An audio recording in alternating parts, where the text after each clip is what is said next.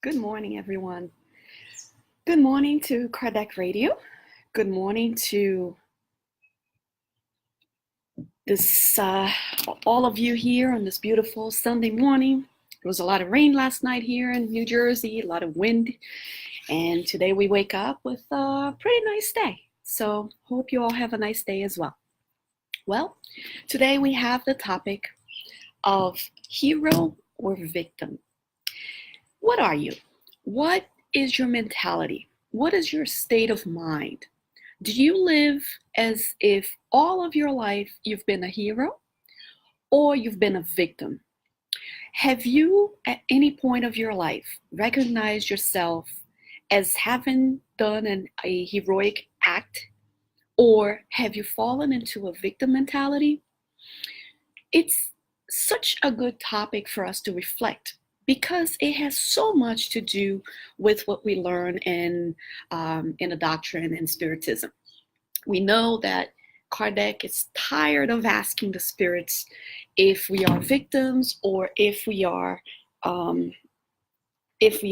any type of if we should really give in to this poor me thing. Are the things that are happening to me something that it was just God woke up in a bad mood, or if it's a result of something that I've done in the past.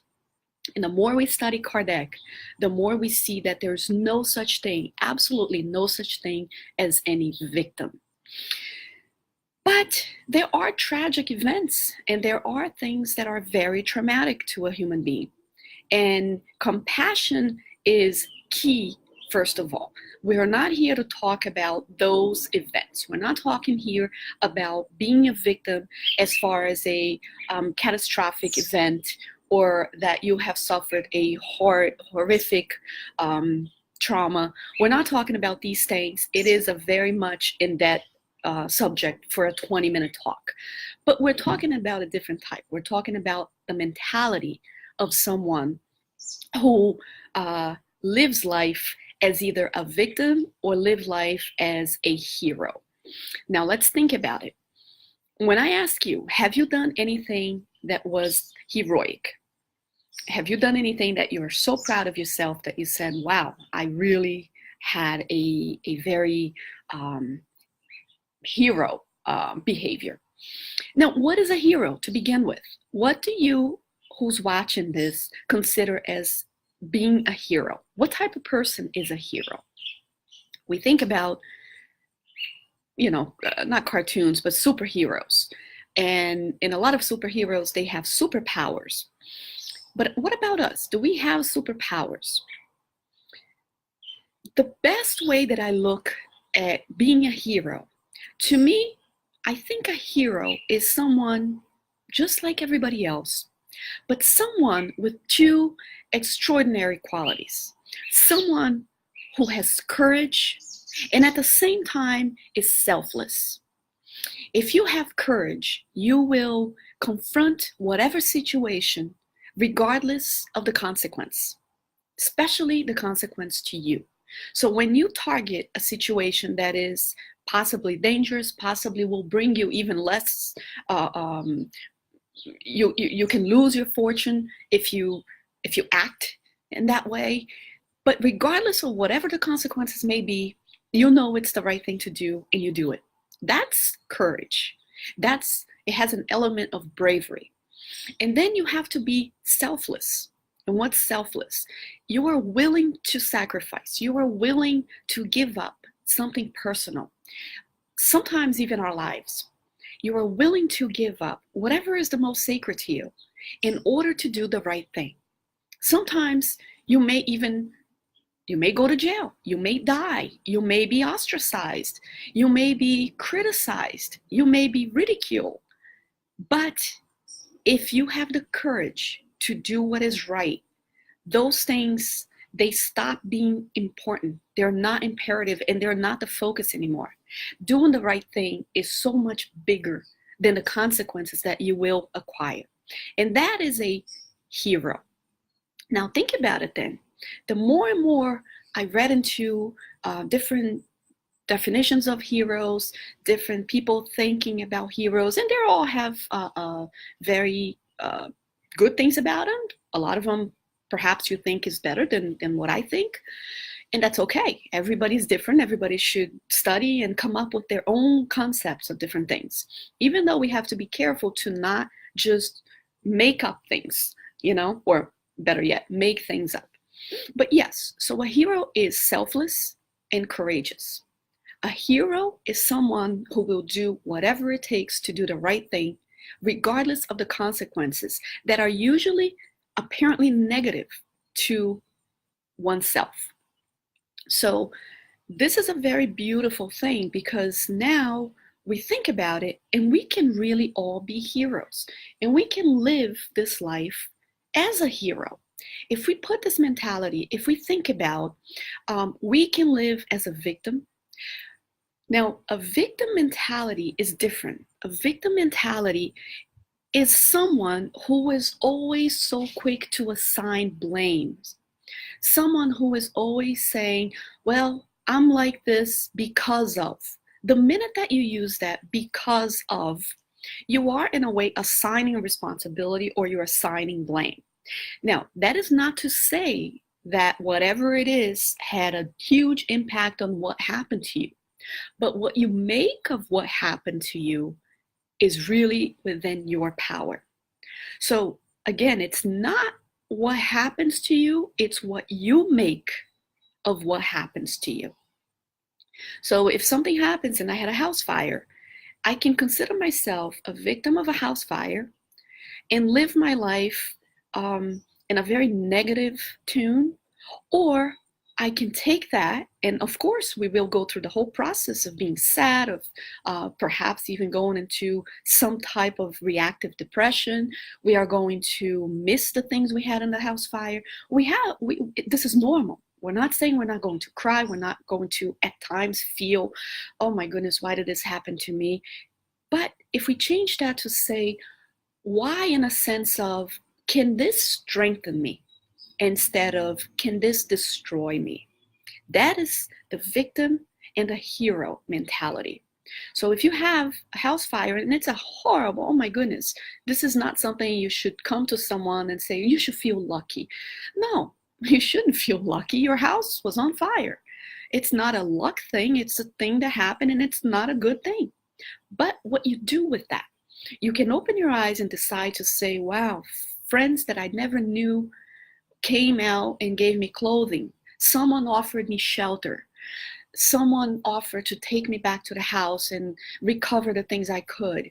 I didn't go hungry. All of these things didn't happen. And for that, I can really pick up my pieces and look at this and do the right thing, and really enhance all my optic about material things, of my intelligence. How am I going to access my insurance company? How am I going to really learn about friendship?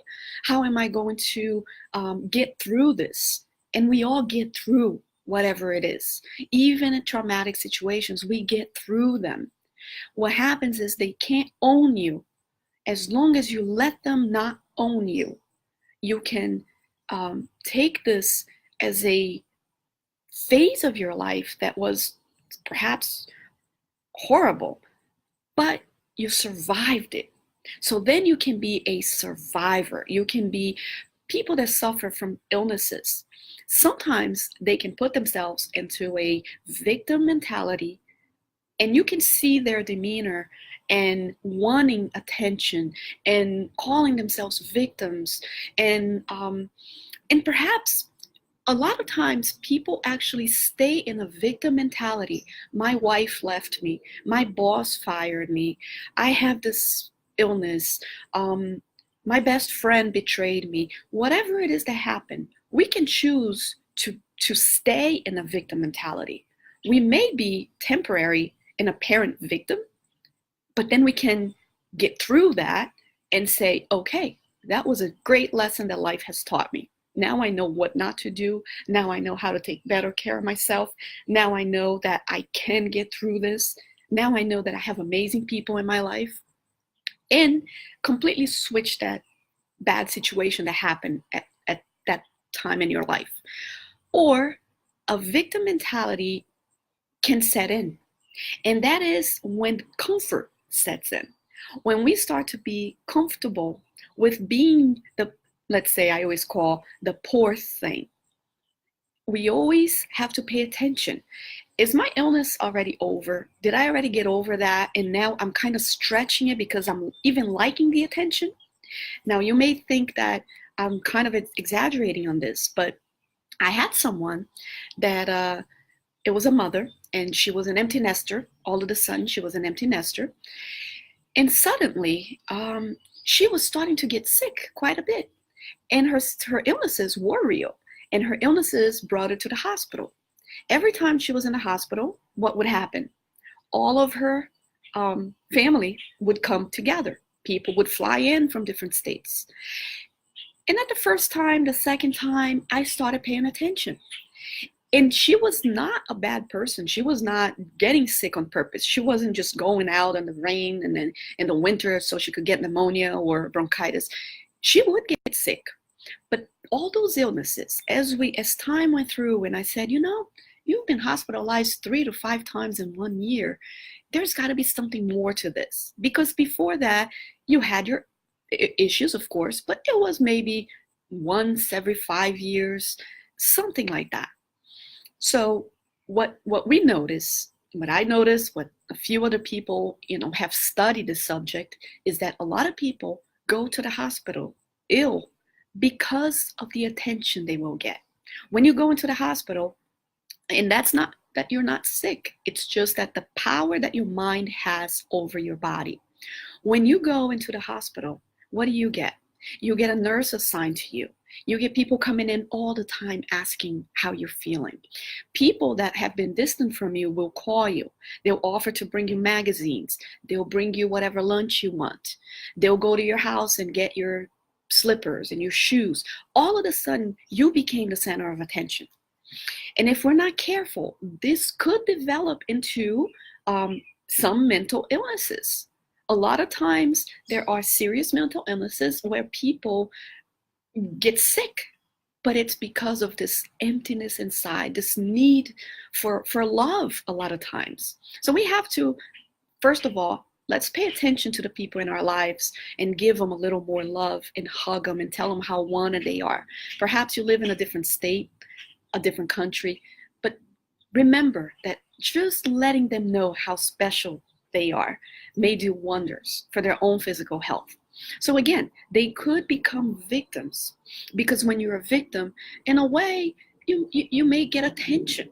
When you talk about an illness, and we have to be very careful, because I've met people that had perhaps a type of cancer, and I'm talking about someone in my own family, and nobody knows they had cancer, because once cancer was out of their system, they didn't make cancer the focus of their conversation, the focus of their lives.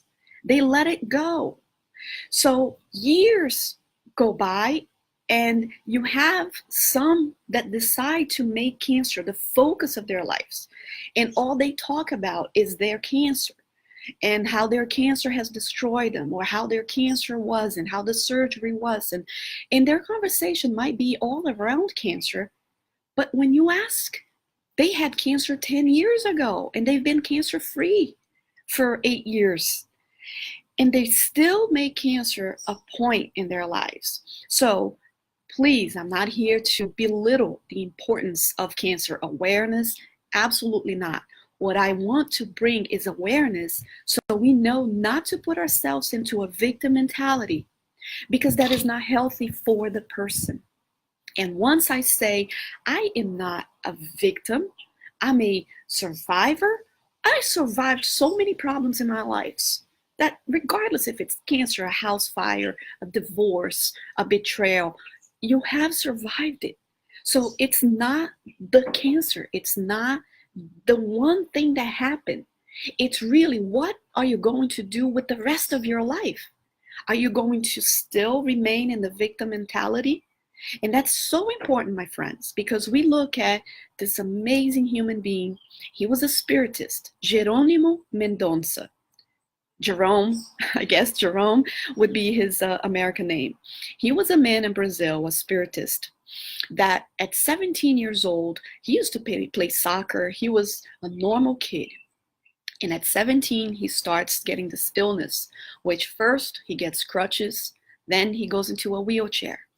Then he has to, he gets to go to an orthopedic bed because he has lost functions, anything in his body. Only his eyes would move. And not long after that, he also became blind. Now, he had everything to be a victim. Yet, he was placed on this orthopedic bed, and he worked for over 30 years in the dissemination of Spiritism. His friends would bring him to this huge orthopedic bed. He was a person that did not want to live as a victim. He did for a very little bit. He actually allowed to be a victim because everybody was looking at him as a victim. But I'll get there because this is an interesting story.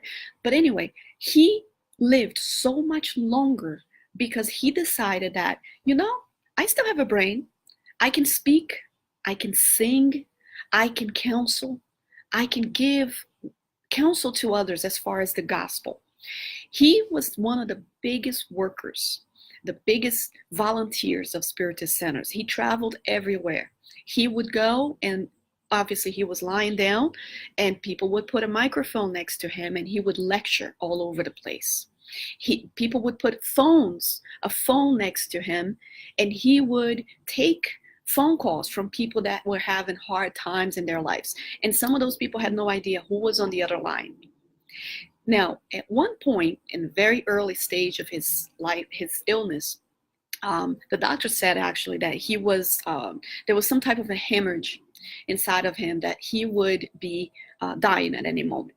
So Jerome, or Geronimo, he wanted to see Chico, and Chico adored him, and he adored Chico Xavier in Brazil. We all know Chico Xavier. And he wanted to say goodbye to Chico. So his friends took him to Chico, and Chico, of course, with his love, just came around him and had everybody go very gently and give him a kiss and give him love. And of course, that was kind of like different passes that was going through. But then Geronimo asked Chico, what's, perhaps why is this happening? And Chico said to him, Geronimo, you accepted the victimism. Now, this hemorrhage, all of this could go away. You could live very much longer, but you have taken in all those eyes, all those people that you would hear them talking about you. Poor Geronimo, poor thing, he's such a victim. Look at him, he can't move. And you absorbed that idea and you took it for yourself and you accepted that you were a victim. And that caused this hemorrhage. This is causing your death. So once you accept that you're not a victim, that you're not going to buy this, you can live a much longer life and do much goodness around the world. Continue to do much goodness around the world. And so he did, my friends. He accepted that he's not a victim, that he is loved just like anybody else, and he would not take this. And he went on to live just about 30 more years. So again, you choose to say, I was born this way, so now I'm a victim, or I was born this way. And despite whatever disabilities, whatever challenges I may have faced, or I still face, I am going to still be a hero because I'm going to take whatever it is and I'm going to, despite all of the circumstances, I'm going to do the right thing. The right thing is to be thankful, to praise God, to walk in a narrow path, to help others. And even if it's in detriment to my personal self, if I am going to do something that is so good for humanity, then I am a hero. And if I am going to let go of my victimism, of my own personal disasters, again, I am a hero. You are a victim as long as you believe you are a victim. Again, there are circumstances where you have suffered traumatic stress, traumatic events, a tragedy. We're talking about these are horrible moments, and we have to give the respect that they deserve. And we're going to go through all of those sad emotions. We're going through, yes, of course we are. But do not accept victimism. And when there is a thing to do as far as being in a bad spot, and sometimes we can be in a bad spot in our lives, of course, accept that you're in a bad spot for that moment. But staying in that bad spot, it is a choice that we have. So remember the story of Geronimo Mendonça. Remember Allan Kardec, that despite all the criticism that he received, all of the people calling him names, all that he had to give up. We talked about sacrifice last week on the Morning Coffee for the Soul. He did what had to be done, regardless of the consequences that many times may appear to be negative. That is a hero. Let's choose. Do you want to live as a hero in your own life? If someone is going to read your book, the book of your own life, is it a hero story or is it a victim story? You write it, my friends. You are the author of your own life. So you decide if the protagonist of this story, you, is going to be playing this hero life story or this victim life story. And every hero usually had very, very tough moments in their lives. But again, despite what was happening, they focused on what was right to be done. They did what had to be done regardless of the consequences. And you know what? We all get through the consequences. But the moral consequences, the spiritual consequences of one who does right is far more rewarding than whatever the bad things that happen will ever be. So choose to be a hero. You can. You can rewrite that book. You can stop at the chapter right now in your life and go from victim to hero. Thank you for listening to this Morning Coffee for the Soul. We'll be here next Sunday and we'll bring a different topic.